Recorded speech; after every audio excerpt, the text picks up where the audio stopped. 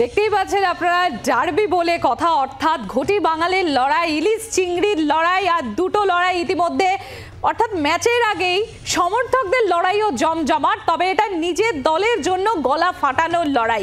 একদিকে লাল হলুদ ব্রিগেড, অপরদিকে সবুজ মেরুন ব্রিগেড, আর এই দুই শিবিরের লড়াই আজকে প্রথম ডার্বি হতে চলেছে কলকাতা লিগের এবারের। আর খুব তার আগে ঠিক যুব ভারতীতে সেখানকার আজ কেমন আমরা যেমন জানবো, অপর দিক থেকে টালিগঞ্জ থেকে রয়েছেন আমাদের অপর প্রতিনিধি রণয়, এবং যুব ভারতী থেকে আমাদের সঙ্গে রয়েছেন আমাদের প্রতিনিধি পায়েল। পায়েলের কাছে আমি প্রথমে একবার চলে যাই, কারণ এই যুব ভারতীতেই হতে চলেছে আজকে ঘটি বাঙালির লড়াই, ইলিশ চিংড়ির লড়াই।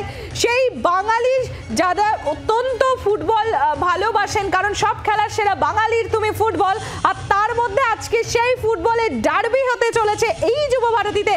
পায়েল, তার আগে টেম্পারেচার কি দেখছো?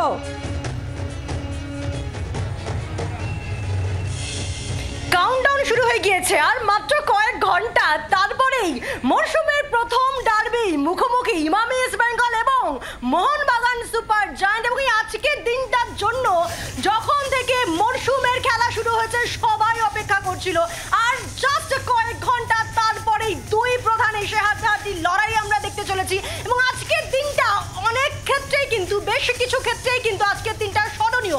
প্রথম এক যে আজ কলকাতা লিগে ডার্বির ১০০তম বর্ষ, সেই ১৯৮৫-র ২৮শে মে ইস্ট বেঙ্গল এবং মোহনবাগান মুখোমুখি হয়েছিল এবং ইস্ট বেঙ্গল জিতেছিল এবং গোল করেছিলেন নেপাল চক্রবর্তী। এবং তাই আজকের দিনটা স্মরণীয় করে রাখতে আইএফএ তারা কিন্তু নেপাল চক্রবর্তীর পরিবারের সদস্যদের আমন্ত্রণ জানিয়েছে আজকে এখানেই, এবং তাদেরকে সংবর্ধনা দেওয়া হবে। আর আরেকটা দিক থেকেও কিন্তু বিশেষত্ব, সেটা হচ্ছে যে বিদেশি ফুটবলার নেই, অর্থাৎ নতুন বাঙালি তারকা ফুটবলার পাওয়ার জন্য মুখিয়ে রয়েছেন বঙ্গবাসী। আর সেক্ষেত্রে চর্চিত নাম অবশ্যই সায়ন বন্দ্যোপাধ্যায়। ইস্টবে মোহনবাগানেরও অনেকেই রয়েছেন যাদেরকে কেন্দ্র করে চর্চা চলছে। তবে আজকের এই ম্যাচ যাকে দেখতে কিন্তু ইতিমধ্যেই কাউন্টডাউন শুরু হয়ে গিয়েছে, এবং আমি রয়েছি যুব ভারতীতে, সেখানে স্টেডিয়াম এবং মাঠ একেবারে তৈরি রয়েছে। মাঠের ছবি আমি এখন দেখাচ্ছি, মাঠ একেবারে প্রস্তুত, এখন শুধু অপেক্ষা, প্লেয়ারদের আসার অপেক্ষা এখন, এবং তারপরেই সেই একটা একেবারে মাঠ প্রস্তুত, আর সেই ছবি আমরা দেখছি। আর কিছুক্ষণের মধ্যে এখানে দু দলের সমর্থকদের আওয়াজে গম গম করবে, এবং তারপর ডার্বি, এই মরশুমের প্রথম ডার্বি, আর এই ডার্বি জ্বরে আক্রান্ত ৮ থেকে ৮০, সেই ছবি, সেই উন্মাদনা, দুই শিবিরের সমর্থকদের উন্মাদনা তুলে আনবো আপনাদের সামনে। এবং এই ডার্বি লাইভ অ্যান্ড এক্সক্লুসিভ দেখবেন আপনারা জি24 ঘন্টায়।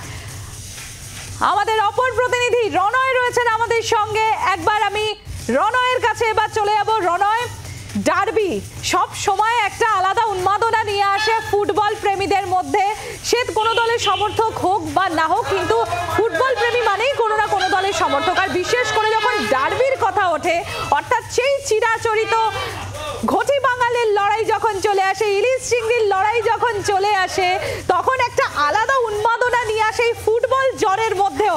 কিরকম টালিগঞ্জে এই মুহূর্তে তুমি রয়েছো, সেখানে সমর্থকরা তারা কি বলছেন, তারা কতটা রেডি এই ডার্বির জন্য?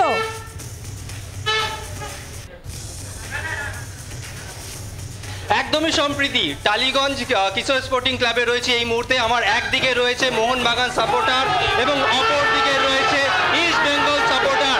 দু তরফায় কিন্তু এখন হাড্ডাহাড্ডি তুমি দেখতে পাচ্ছ। আজকের খেলা কি হবে?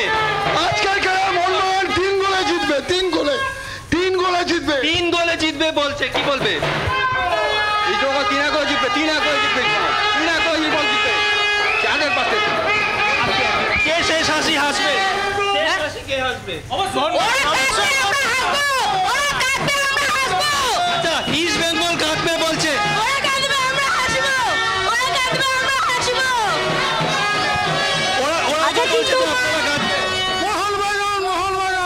রণয়, তুমি যদি শুনতে পাও, কারণ ওখানে প্রচন্ড আওয়াজ হচ্ছে, খুব স্বাভাবিক, এই উন্মাদনাই তো ডার্বির আগে, এটা খুব প্রত্যাশিত, এক্সপেক্টেড এই এক্সাইটমেন্টটা। কিন্তু রণয়, যেটা একটু জানতে চাইবো, মোহনবাগান কি এই ডার্বি থেকেই জয়ের মুখ দেখবে, ছন্দে ফিরবে?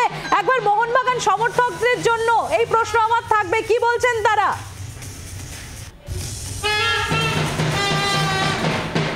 একদমই, এখানে যারা রয়েছে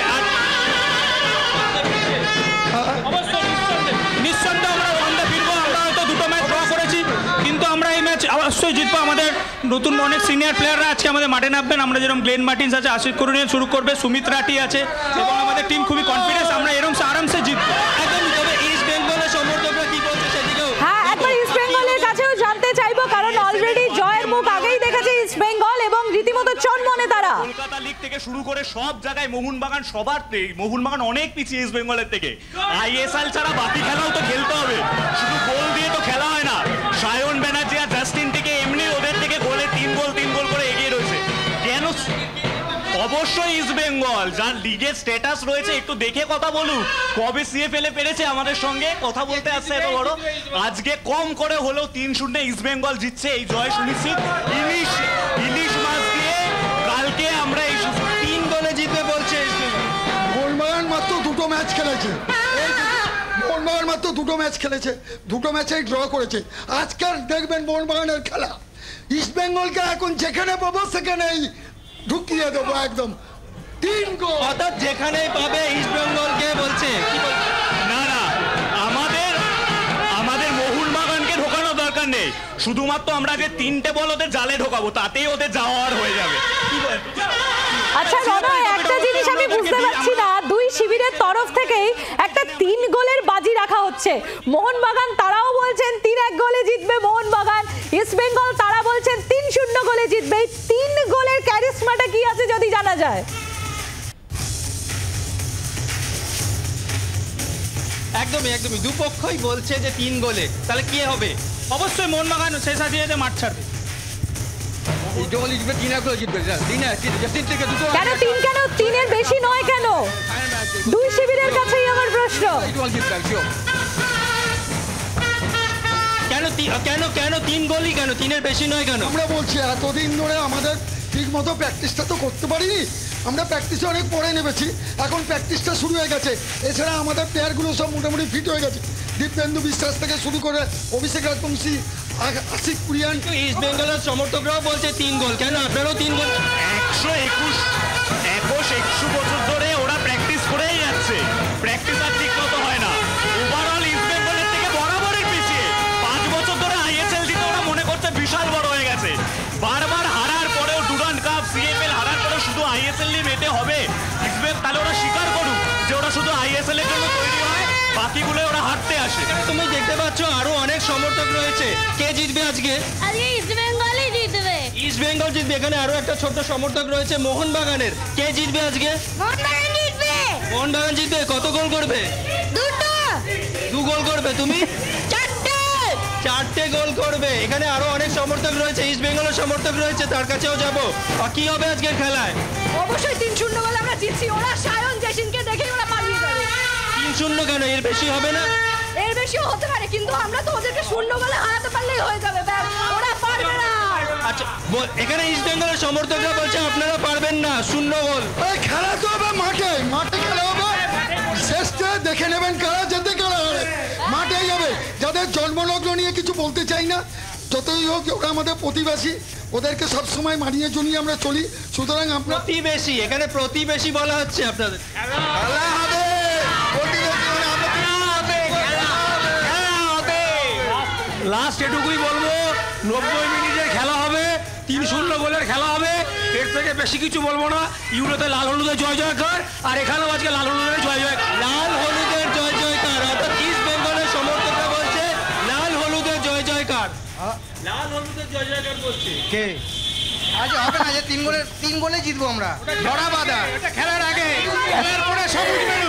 তো রনয়, এই লড়াইও চলতে থাকবে, মাঠে তো খেলা হবে এবং মাঠের বাইরেও সমর্থকদের মধ্যে যে উন্মাদনা এই মুহূর্তে আমরা দেখতে পাচ্ছি, খুব স্বাভাবিক, কারণ ডার্বির আগে এই উত্তাপ, ডার্বির আঁচ, ডার্বির উন্মাদনা, এটাই প্রত্যাশিত। বাংলার আওয়াজ, বাঙালির আবেগ, জি 24 ঘন্টা।